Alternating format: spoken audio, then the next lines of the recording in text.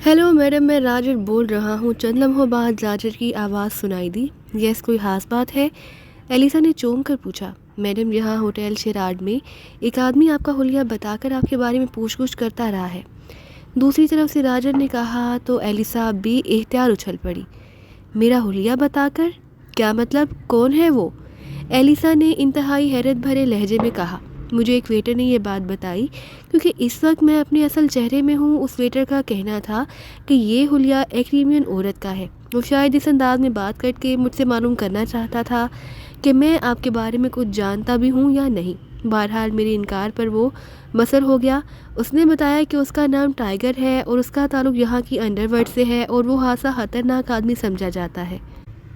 मैंने सोचा कि आपको कॉल करके बता दूं क्योंकि हो सकता है कि वो आपके होटल भी पहुंच जाए। राजन ने तफसील बताते हुए कहा। इसका मतलब है कि कोई ना कोई चक्कर चल रहा है। ठीक है, अब मुझे ये होटल छोड़ना पड़ेगा और मेकअप भी तब्दील करना पड़ेगा। एलिसा ने कहा, आप मेरे होटल शेराड आ जाएं मैडम, ताकि हम दोनों इकट्ठे रहकर एक दूसरे का ख्याल रख सकें।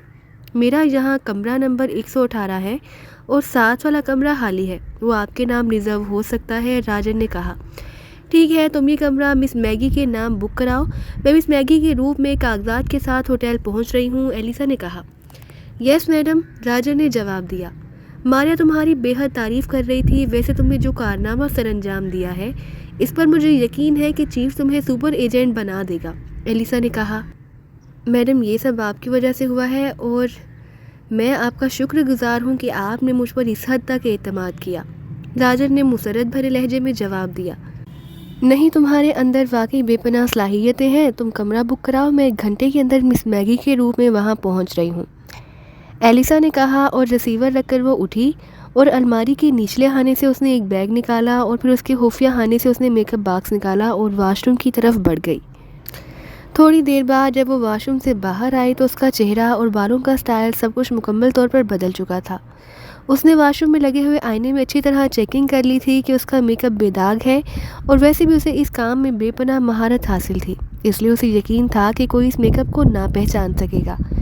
और वैसे भी ये जदीद तरीन फार्मूले पर मुश्तमिल ऐसा मेकअप था जिसे सुपर मशीन और स्पेशल वाशर मेकअप से भी वाश ना किया जा सकता था, इसलिए वो हर लिहाज से मुतमईन थी। लेकिन इसके साथ साथ वो ये भी सोच रही थी कि इसका हुलिया उस टाइगर तक कैसे पहुंचा और ये टाइगर कौन हो सकता है और क्यों इसके बारे में मालूम करता फिर रहा है।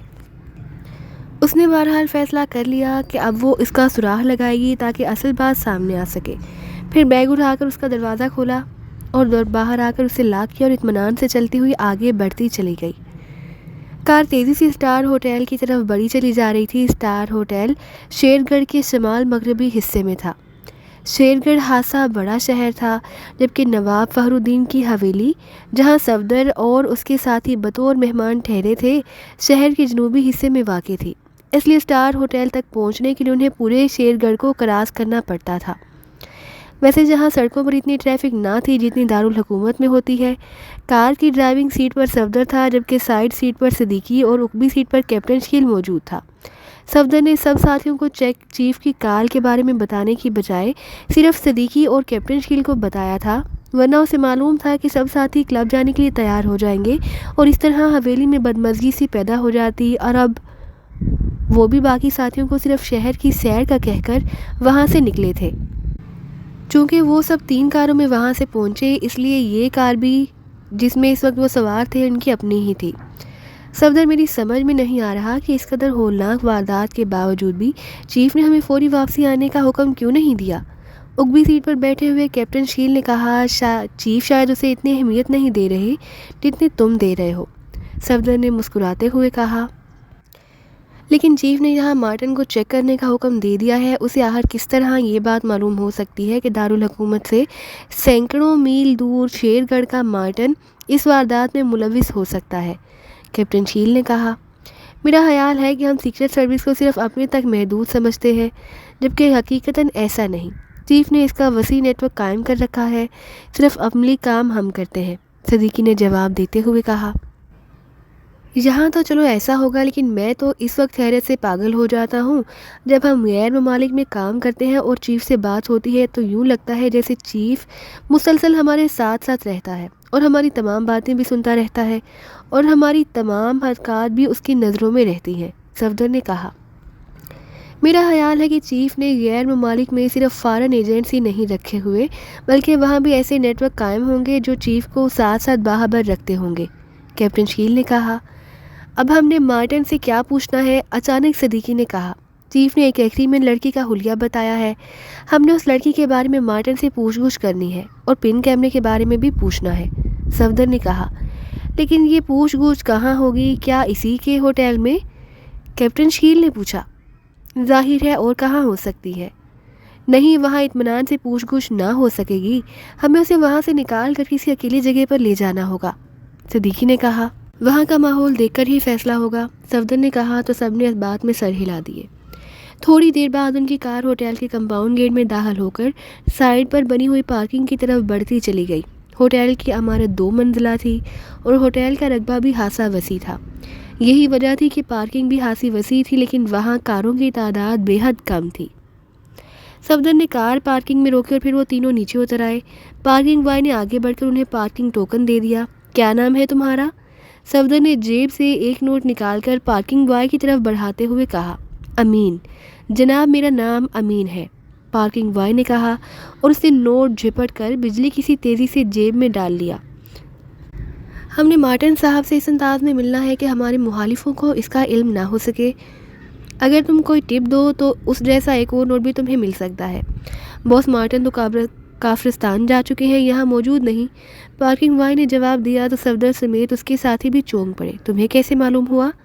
صفدر نے حیرت سے پوچھا۔ مجھے ان کے خاص ڈرائیور اکرم نے بتایا ہے، وہ کار پر گئے ہیں، پارکنگ بوائے نے کہا۔ کار پر؟ لیکن کیا یہاں سے کار کا راستہ ہے؟ جی ہاں، یہاں سے 12 میل کے بعد کافرستان کی سرحد شروع ہو جاتی ہے۔ باس مارٹن کے چونکہ وہاں کے لوگوں سے خصوصی تعلقات ہیں اور وہاں سرحد پر ایک گاؤں ہے جس کا نام راندھیر ہے۔ راندھیر گاؤں کا آدھا حصہ پاکستان میں اور آدھا حصہ کافرستان میں ہے۔ گو وہاں رینجرز کی باقاعدہ چوکی ہے، لیکن رات کو جو رینجرز وہاں ڈیوٹی دیتے ہیں وہ باس مارٹن کو نہیں روکتے۔ اس طرح باس مارٹن رات کو سرحد پار کر جاتے ہیں اور پھر اسی طرح واپس آ جاتے ہیں، پارکنگ بوائے نے جواب دیتے ہوئے بتایا۔ تمہیں اتنی تفصیل کا کیسے علم ہوا؟ کیا تم ساتھ جاتے رہتے ہو؟ صفدر نے جیب سے ایک اور نوٹ نکال کر پارکنگ بوائے کی طرف بڑھاتے ہوئے پوچھا۔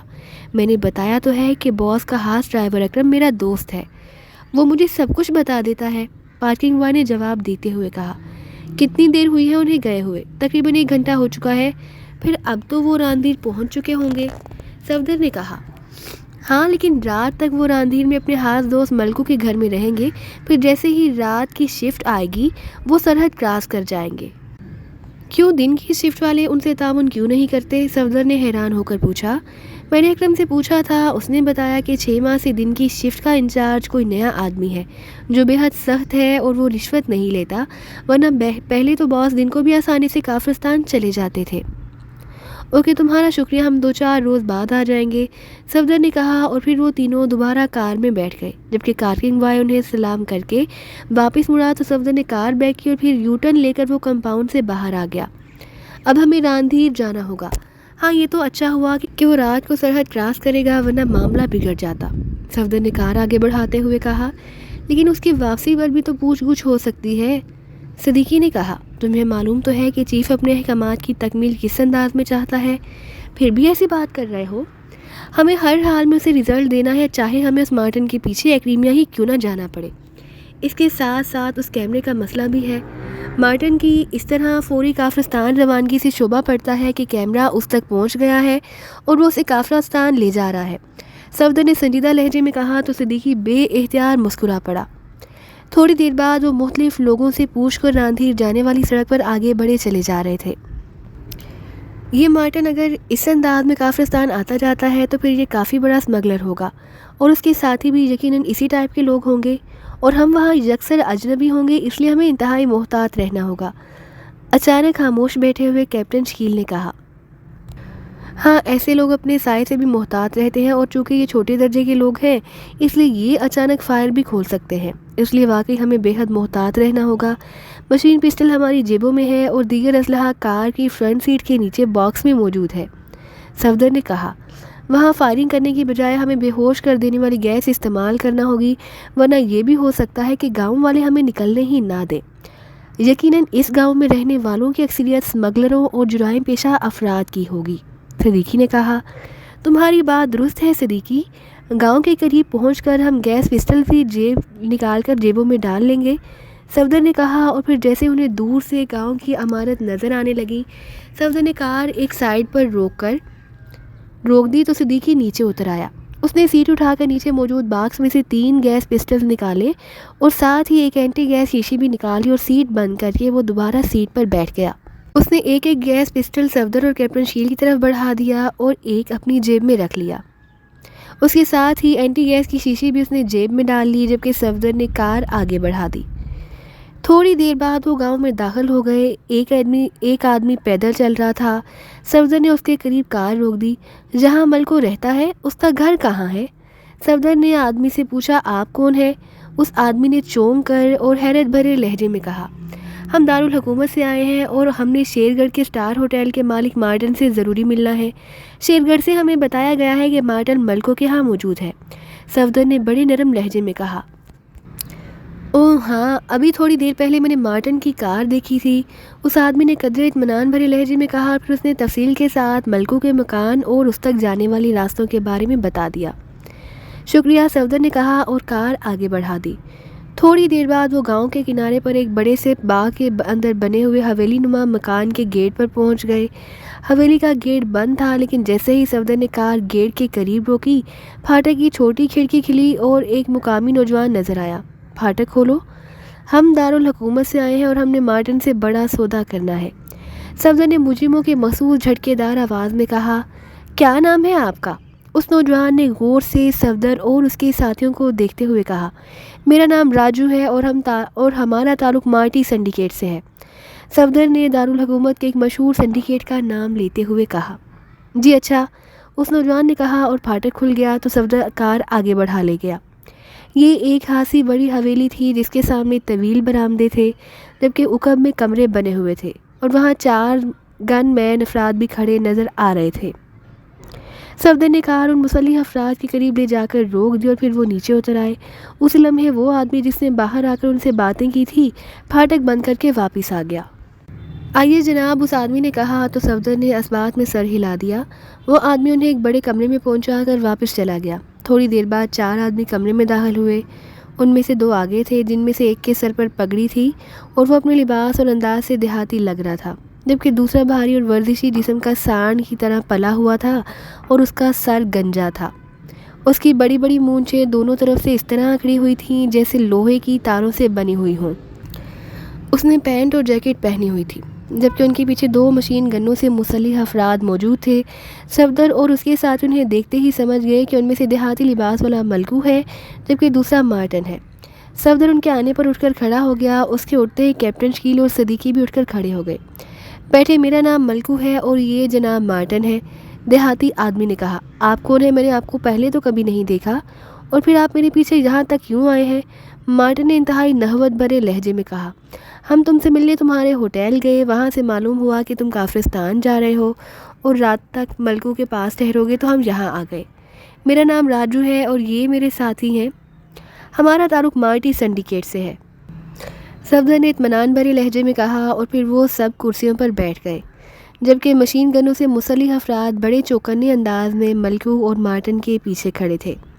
کیا کام ہے مجھ سے بولو، مارٹن نے ہونٹ چباتے ہوئے کہا۔ علیحدگی میں بات ہوگی، تم تو اس طرح ہمیں ڈیل کر رہے ہو جیسے ہم تمہارے دشمن ہیں، صفدر نے ہونٹ چباتے ہوئے کہا۔ سوری، تم واپس جاؤ، میں پرسوں شیر گھر پہنچوں گا تو پھر بات ہوگی، مارٹن نے یکلخت اٹھتے ہوئے کہا۔ ٹھیک ہے، تمہاری مرضی، ہم چیف کو رپورٹ دے دیں گے، صفدر نے بھی اٹھتے ہوئے کہا۔ میں خود بات کر لوں گا، آؤ ملکو، مارٹن نے کہا اور بیرونی دروازے کی طرف بڑھ گیا۔ سلامت انہیں کار میں بٹھا کر پھاٹک سے باہر پہنچا دو، ملکو نے ایک مسلح آدمی سے کہا اور مارٹن کے پیچھے باہر چلا گیا۔ یہاں کتنے افراد ہیں؟ صفدر نے بھی دروازے کی طرف بڑھتے ہوئے پوچھا۔ بہت ہیں، سلامت نے مختصر سا جواب دیتے ہوئے کہا تو صفدر سر ہلاتا ہوا باہر آ گیا۔ برآمدے سے نیچے اتر کر وہ کار تک پہنچے ہی تھے کہ صفدر نے جیب سے ہاتھ باہر نکالا اور دوسرے لمحے اسٹک اسٹک کی آواز کے ساتھ ہی برآمدے کے باہر موجود چاروں مسلح افراد اور دونوں مسلح آدمی جو ملکو اور مارٹن کے ساتھ آئے تھے بے اختیار اچھل پڑے، جبکہ صدیقی اور کیپٹن شکیل دوڑتے ہوئے حویلی کی دوسری سائڈوں کی طرف بڑھ گئے۔ صفدر نے سانس روک لیا جبکہ مسلح افراد ریت کے حالی ہوتے ہوئے بوروں کی طرح نیچے گر کر ساکت ہو چکے تھے۔ تھوڑی دیر بعد کیپٹن شکیل اور صدیقی واپس آ گئے۔ کچھ دیر تک تو وہ تینوں سانس روک کر کھڑے رہے، پھر انہوں نے آہستہ آہستہ سانس لینا شروع کر دیا۔ ابھی اندر گیس کے اثرات موجود ہوں گے، یہاں باہر تو کھلی فضا کی وجہ سے اثرات جلد ختم ہو گئے، اس لیے ہمیں تھوڑا انتظار کرنا ہوگا، صفدر نے کہا تو باقی ساتھیوں نے بھی اس بات میں سر ہلا دیا۔ پھر تقریباً 10 منٹ بعد انہوں نے پوری حویلی کو چیک کیا تو ایک کمرے میں ملکو اور مارٹن دونوں بے ہوش پڑے مل گئے، جبکہ باقی حویلی میں 15 کے قریب دیگر افراد موجود تھے۔ اس مارٹن کے سامان کی تلاشی لینا ہوگی، میرا خیال ہے کہ ان دونوں کو پہلے کرسیوں پر باندھ دیا جائے، صفدر نے کہا۔ یہاں کسی بھی وقت کوئی بھی آ سکتا ہے، اس لیے کیوں نہ مارٹن کو اٹھا کر لے جائیں تاکہ کسی اکیلی جگہ پر اس سے تفصیل سے پوچھ گچھ ہو سکے۔ نہیں ہو سکتا ہے کہ اس کے پاس کوئی خاص چیز ہو، انہیں باندھ کر تم باہر جا کر خیال رکھو، میں اس سے معلومات حاصل کر لوں گا۔ باقی تمام افراد کو گولیوں سے اڑا دو تاکہ کوئی گڑبڑ نہ ہو سکے، صفدر نے کہا اور اس کے دونوں ساتھیوں نے اس بات میں سر ہلا دیے۔ تھوڑی دیر بعد صدیقی رسی کے 2 بنڈل اٹھائے واپس آ گیا۔ صفدر نے اس کے ساتھ مل کر ان دونوں کو کرسیوں پر رسیوں سے اچھی طرح باندھ دیا، جبکہ کیپٹن شکیل اس دوران باہر چلا گیا۔ تمہارے پاس خنجر ہے؟ ہاں، کیوں؟ یہ مارٹن موٹے دماغ کا آدمی لگتا ہے، صفدر نے مسکراتے ہوئے کہا تو صدیقی نے کوٹ کی اندرونی جیب سے ایک تیز دھار خنجر نکال کر صفدر کو دے دیا اور خود بیرونی دروازے کی طرف بڑھ گیا۔ صفدر نے خنجر جیب میں ڈالا اور شیشے کا ڈھکن کھول کر اس نے اس کا دہانہ ملکو کی ناک سے لگا دیا۔ چند لمحوں بعد اس نے شیشی ہٹائی، اس پر ڈھکن لگایا اور واپس جیب میں ڈال کر وہ سامنے موجود ایک کرسی پر بیٹھ گیا۔ تھوڑی دیر بعد ملکو ہوش میں آ گیا اور ہوش میں آتے ہی اس نے لاشعوری طور پر بے اختیار اٹھنے کی کوشش کی، لیکن ظاہر ہے بندے ہونے کی وجہ سے اس کی کوشش ناکام ہو گئی۔ یہ کیا مطلب؟ یہ مجھے کس نے باندھا ہے؟ کیا مطلب مارٹن کو بھی باندھ دیا گیا؟ یہ سب ہو کیا رہا ہے؟ ملکو نے حیرت بھرے لہجے میں کہا۔ تم اس حویلی کے مالک ہو، صفدر نے خوش لہجے میں کہا۔ ہاں، مگر میرے آدمی یہ سب کیا ہے؟ ملکو نے کہا، اس کی حالت واقعی دیکھنے والی ہو رہی تھی۔ تمہارے تمام آدمیوں کو ہلاک کر دیا گیا ہے، صفدر نے پہلے سے زیادہ خشک لہجے میں کہا تو ملکو کے چہرے پر زلزلے کے سے آثار نمودار ہو گئے۔ یہ تم کیا کہہ رہے ہو؟ یہ کیسے ہو سکتا ہے؟ وہ سب مسلح تھے، ہم نے جہاں بے ہوش کر دینے والی گیس پھیلا دی اور خود سانس روک لیے۔ اس طرح پوری حویلی میں موجود تمام آدمی بے ہوش ہو گئے، صرف تمہیں اور مارٹن کو زندہ رکھا گیا، باقیوں کو ہلاک کر دیا گیا ہے، اور اگر تم نے بھی ہم سے تعاون نہ کیا تو تمہیں بھی ہلاک کر دیا جائے گا۔ تم کون ہو؟ تم عام آدمی نہیں ہو سکتے، کون ہو تم؟ ملکو نے اس بار قدرے خوفزدہ لہجے میں کہا۔ ہمارا تعلق پاکستان کی ملٹری انٹیلیجنس سے ہے، صفدر نے کہا تو ملکو کا چہرہ خوف سے بگڑ گیا۔ Military intelligence? او، تم مجھے پہلے بتا دیتے، میں تم سے پورا تعاون کرتا، ملکو نے خوفزدہ سے لہجے میں کہا۔ اب تعاون کر کے اپنی زندگی بچا لو۔ میں تعاون کروں گا، میں چھوٹا سا آدمی ہوں، میں ملٹری انٹیلیجنس کا مقابلہ نہیں کر سکتا۔ ملکو کی حالت ملٹری انٹیلیجنس کا نام سنتے ہی اس قدر خراب ہو گئی جیسے ملٹری انٹیلیجنس کسی بھوت کا نام ہو۔ مارٹن کا سامان کہاں ہے؟ سامنے الماری میں 2 بڑے بیگ ہیں، ملکو نے فوراً جواب دیا تو صفدر اٹھا اور الماری کی طرف بڑھ گیا۔ اس نے الماری کھولی تو اندر واقعی 2 بیگز موجود تھے، جن میں سے ایک بڑا اور دوسرا چھوٹا تھا۔ صفدر نے باری باری دونوں بیگوں کو کھولا اور انہیں فرش پر الٹا ڈال دیا۔ بڑے بیگ میں پسٹلز اور کئی میگزین کے ساتھ ساتھ ایک لانج رینج ٹرانسمیٹر اور بھاری مالیت کے نوٹوں کی 4 گھڑیاں بھی موجود تھیں۔ ٹرانسمیٹر دیکھ کر سمجھ گیا کہ مارٹن عام اسمگلر نہیں۔ پھر اس نے دوسرے بیگ کے سامان کو چیک کیا، اس میں صرف کپڑے تھے، لیکن پھر کپڑوں کی تہوں میں سے اچانک ایک سفید رنگ کی دھات کا مستطیل شکل کا ایک چھوٹا سا باکس نکل آیا۔ صفدر نے غور سے اس باکس کے اوپر ابھرے ہوئے حروف پڑھنے شروع کر دیے اور اس کے ساتھ ہی اس کے چہرے پر گہرے اطمینان کے تاثرات ابھر آئے، کیونکہ اس پر حکومت پاکستان کے ساتھ ساتھ پن کیمرے کے الفاظ بھی پڑھے جا سکتے تھے۔ صفدر نے باکس کھولا تو اس کی آنکھوں میں تیز چمک ابھر آئی، کیونکہ اندر ایک مخصوص ساخت کا کیمرہ موجود تھا۔ اس نے باکس بند کر کے اسے اپنے کوٹ کی اندرونی جیب میں رکھا اور پھر واپس مڑ کر ملکو اور مارٹن کی طرف بڑھا۔ اس کے ساتھ اس نے جیب سے مشین پسٹل نکالا اور اس سے پہلے کہ ملکو کچھ کہتا صفدر نے ٹریگر دبا دی اور تڑتڑاہٹ کی آواز کے ساتھ ہی ملکو کے سینے میں گولیوں کی بارش اترتی چلی گئی۔ چند لمحوں بعد اس کی آنکھیں بے نور ہو چکی تھیں۔ صفدر نے مشین پسٹل جیب میں ڈالا اور جیب سے اینٹی گیس کی بوتل نکال کر اس نے اس کا ڈھکن کھولا اور آگے بڑھ کر اس نے بوتل کا دھانا مارٹن کی ناک سے لگا دیا۔